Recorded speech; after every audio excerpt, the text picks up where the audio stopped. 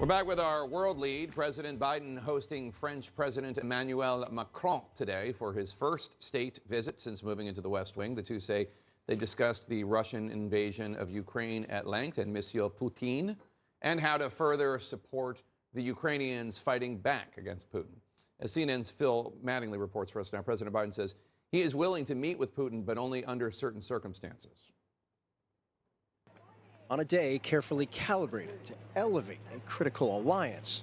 Mr. Putin is, let me choose my words very carefully. President Biden signaling a willingness to open a line of communication with Russian President Vladimir Putin. I'm prepared to speak with Mr. Putin if, in fact, there is an interest in him deciding he's looking for a way to end the war. With clear preconditions. He hasn't done that yet. If that's the case, in consultation with my French and my NATO friends, I'll be happy to sit down with Putin to see what he has in mind.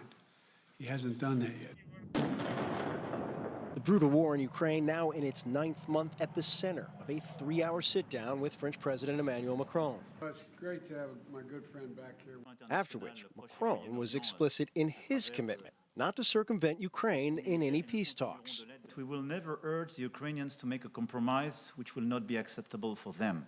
Biden's first state visit underscored the value and durability White House officials see in the relationship with America's longest-running ally, with two leaders going to great lengths to demonstrate their unity and iron out clear-cut differences. And I make no apologies. Biden moving to clearly address French concerns with sweeping subsidies included in his cornerstone economic and climate legislation. But there are occasions when you write a massive piece of legislation, and that has almost $368 billion for the largest investment in climate change of all of history. And so there's obviously going to be glitches in it. And providing assurances that issue would be addressed. I'm confident. It's my answer. For Macron, a day and a dinner underscoring a White House view of a relationship that has only grown in its importance in Biden's first 2 years. One driven, officials say, by a genuine personal connection. I began to refer to him privately as my closer. A connection that has become critical in a moment when geopolitical threats have rattled alliances worldwide. France is one of our strongest partners, and historically, but one of our strongest partners and our most capable allies. And Emmanuel has also become a friend, in addition to being president of that great country.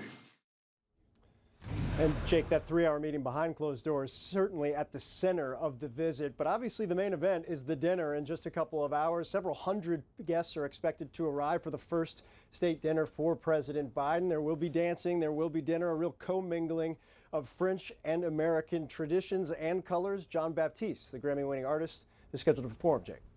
And Phil, there's a controversy about one of the main dishes being served at the state dinner. Tell us about that.